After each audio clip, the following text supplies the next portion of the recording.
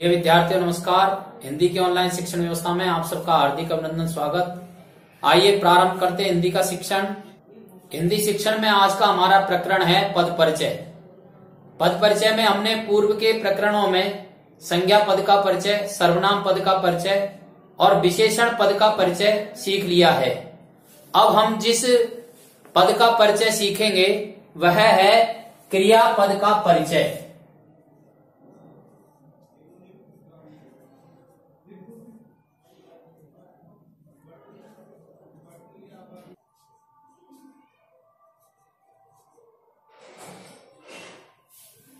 क्रियापद का परिचय देखिए, हमने पहले भी आपको बताया है कि कक्षा 10 में व्यावहारिक व्याकरण ये 10 अंक की रहेगी और इस 10 अंक में 4 अंक पद भेद के हैं। पद भेद यानी संज्ञा, सर्वनाम, विशेषण, क्रिया, इनके भेद को समझना और अव्यय पदों के भेद को समझना और उनका परिचय देना, इसके 4 अंक रहेंगे। इन 4 अंकों में हमने संज्ञा पदों का, सर्वनाम पदों का और विशेषण पदों का परिचय सीख लिया है। अब हमारा प्रकरण है क्रियापद का परिचय करना। तो क्रियापद का परिचय किस तरह से हम सीखेंगे, एक उदाहरण देखते हैं।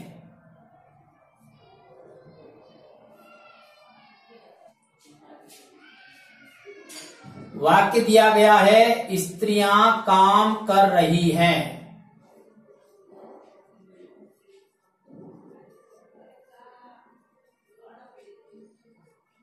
ये वाक्य दिया है हमें और कर रही हैं, इस पद को रेखांकित किया गया है और हमसे पूछा जा रहा है कि रेखांकित पद का परिचय दीजिए। किसी भी पद का परिचय देने के लिए सबसे पहले हमें उस पद की पहचान करनी होती है और जिस पद का हमें परिचय देना है उस पद को हम वाक्य से अलग निकाल करके लिख देते हैं। तो हमें यहां कर रही है पद का परिचय देना है, तो हम यहां लिखेंगे कर रही है पद का परिचय। इस तरह से लिखते हैं और यह लिखने के बाद हमें यह पहचानना होता है कि ये जो पद हमें दिया गया है या जिस पद का हमें परिचय करवाना है, ये पद इन उक्त प्रकार के पदों में से किस प्रकार का पद है। संज्ञा पद है अर्थात कोई नाम है क्या, सर्वनाम पद है अर्थात संज्ञा के स्थान पर काम आ रहा है क्या, विशेषण पद है अर्थात किसी पद की विशेषता बता रहा है क्या, और क्रियापद अर्थात कार्य के होने का बोध हो रहा है क्या। अब इन चारों प्रकार में से कर रही है यह पद किस बात का द्योतक है, तो आपको समझ में आ गया होगा, इस पद के द्वारा काम के होने का बोध हो रहा है। ये जो वाक्य हमें दिया गया है, स्त्रियां काम कर रही है, आप वाक्य रचना जानते हैं। वाक्य रचना इस प्रकार से होती है, वाक्य में एक कर्ता होता है, एक कर्म होता है और एक क्रिया होती है। इन पदों से मिलकर के वाक्य बनता है।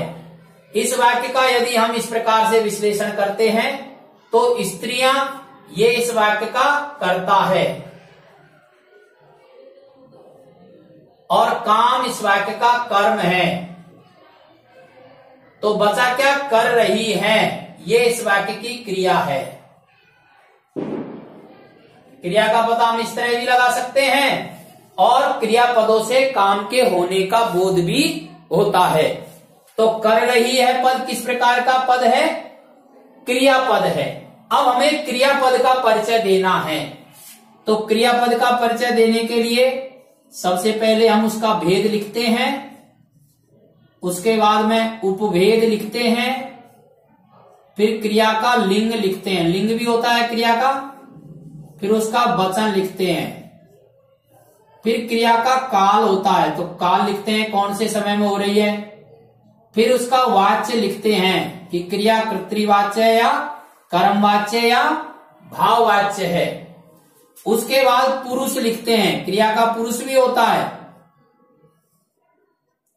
और पुरुष लिखने के बाद में उसका संबंध लिखते हैं।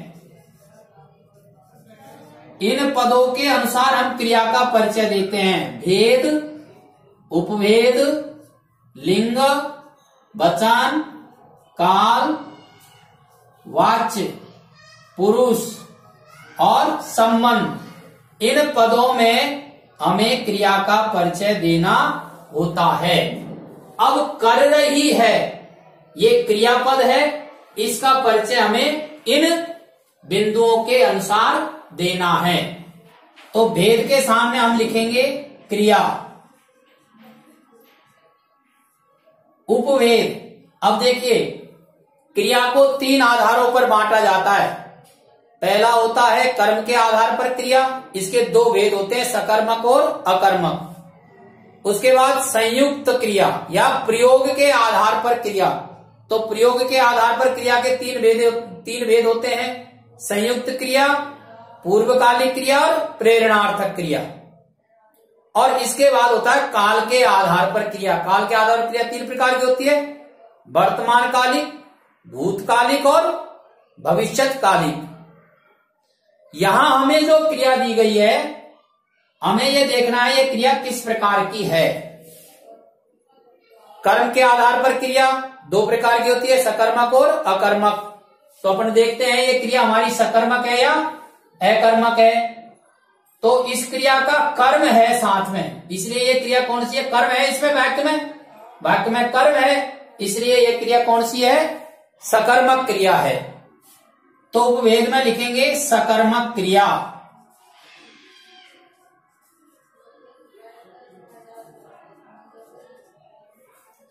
फिर लिंग, स्त्रियां काम कर रही हैं। कर्ता कौन है, स्त्रियां। स्त्रियां का लिंग कौन सा है, स्त्रीलिंग।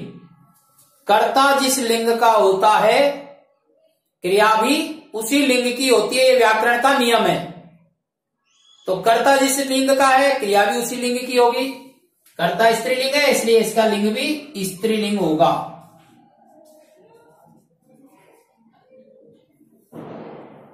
वचन, वचन के लिए भी यही नियम है, कर्ता जिस वचन का होता है, क्रिया भी उसी वचन की होती है। कर्ता स्त्रियां है, बहुवचन है, इसलिए क्रिया भी बहुवचन होगी। फिर काल, काम कौन से समय में हो रहा है, स्त्रियां काम कर रही हैं, भूतकाल में या वर्तमान काल में या भविष्यत काल में। तो वर्तमान काल में हो रहा है, तो वर्तमान काल।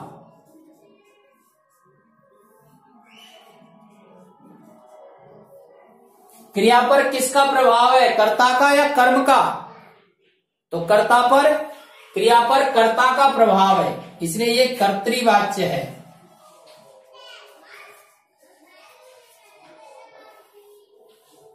और पुरुष अन्य पुरुष है।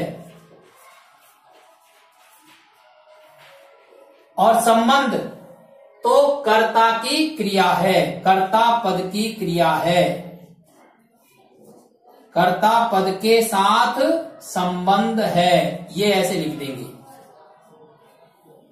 ये हो जाएगा कर रही है पद का परिचय। समझ में आ गया होगा। अब दूसरा उदाहरण देखते हैं हम।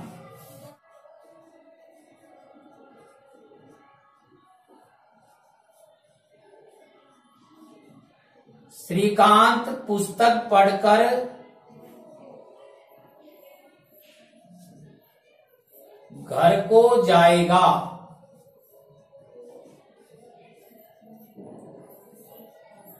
रेखांकित पद है पढ़कर।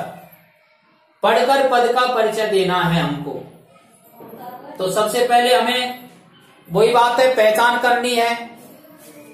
तो पहले तो लिखिए आप पढ़कर पद का परिचय। फिर पहचान करिए, नाम है क्या, संज्ञा के स्थान पर काम आ रहा है क्या, विशेषता बताता है या काम के होने का बोध हो रहा है। तो पढ़कर शब्द से काम के होने का बोध हो रहा है, इसलिए यह क्रियापद है। अब क्रियापद है तो इसके भेद हो गया क्रिया और उपभेद। मैं पहले भी बता चुका हूं, क्रिया के उपभेद 3 आधार पर है, कर्म के आधार पर, प्रयोग के आधार पर और काल के आधार पर। कर्म के आधार पर क्रियाएं 2 होती है, सकर्मक और अकर्मक।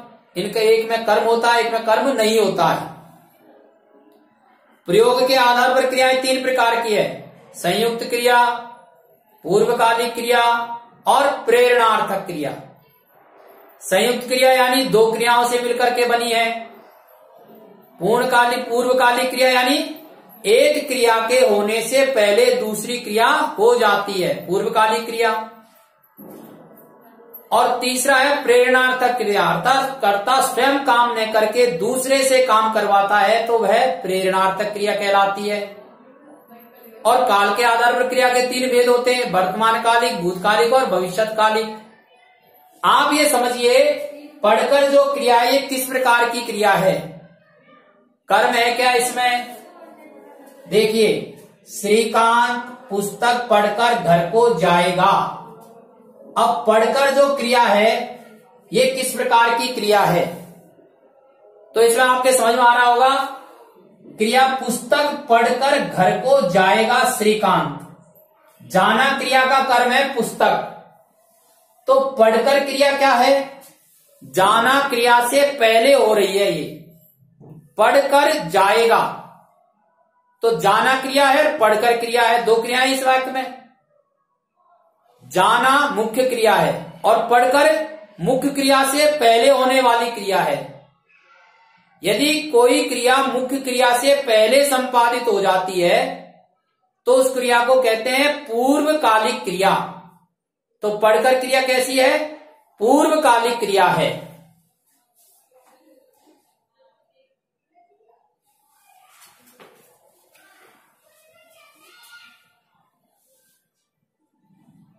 तो उपवेद में लिखेंगे पूर्वकालिक क्रिया।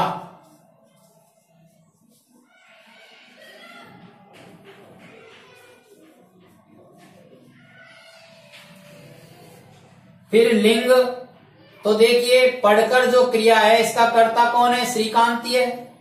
श्रीकांत पुल्लिंग है इसलिए इसका लिंग भी पुल्लिंग होगा।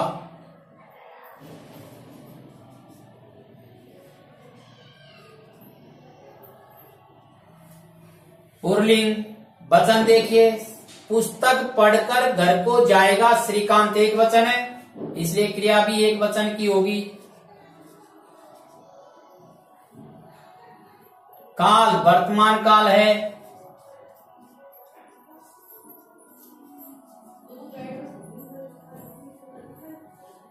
वाच्य कर्तृवाच्य है।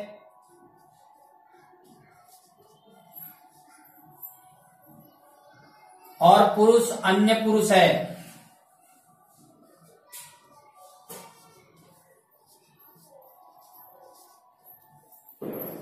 और संबंध कर्ता पद से संबंध है।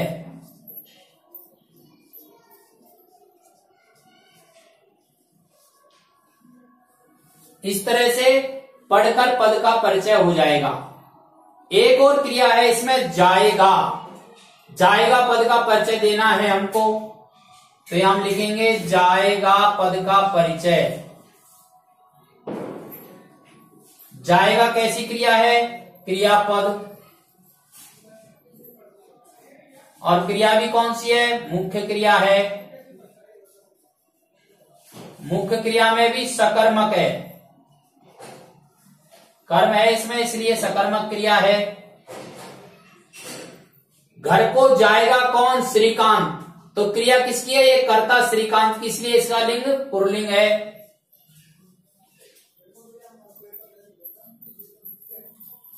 वचन एक वचन है। जाएगा भविष्यत काल है। भविष्यत काल। फिर वाच्य कर्तृवाच्य है। पुरुष अन्य पुरुष है। और कर्ता पद से संबंध है। इस प्रकार से जाएगा पद का परिचय भी हो जाएगा। अब इसका तीसरा उदाहरण देखते हैं।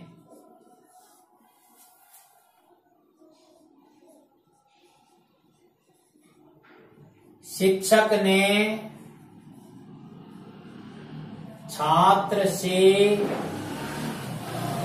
पाठ पढ़वाया। ये वाक्य है, शिक्षक ने छात्र से पाठ पढ़वाया। पढ़वाया पद का परिचय देना है, तो हम जिस पद का परिचय देंगे सबसे पहले उसी को लिख लेंगे, पढ़वाया। पद का परिचय सबसे पहले पहचानेंगे, नाम है क्या, नहीं। नाम के स्थान पर काम आ रहा है क्या, नहीं। विशेषता बता रहा है क्या, नहीं। काम के होने का बोध हो रहा है क्या, हाँ, अर्थात यह क्रियापद है। फिर क्रिया के उपभेद 3 आधारों पर किए गए हैं, कर्म के आधार पर, प्रयोग के आधार पर और काल के आधार पर। तो कर्म के आधार पर देखेंगे तब तो ये सकर्मक क्रिया है। शिक्षक ने छात्र से पाठ को पढ़वाया, इसलिए सकर्मक क्रिया है। और प्रयोग के आधार पर देखेंगे तो कर्ता ने स्वयं ने काम न करके दूसरे से काम करवाया है। और जब कर्ता स्वयं काम न करके दूसरे से काम करवाता है तो उस क्रिया को कहते हैं प्रेरणार्थक क्रिया। तो ये क्रिया कौन सी होगी, प्रेरणार्थक क्रिया होगी।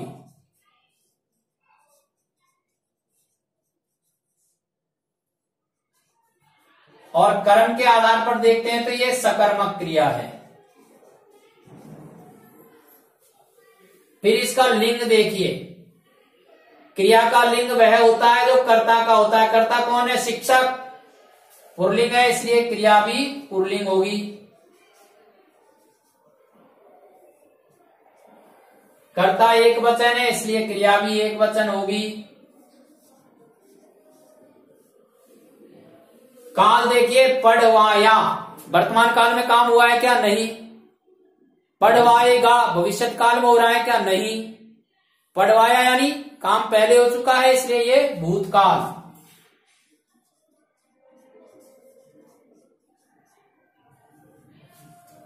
वाच्य कर्तृवाच्य है।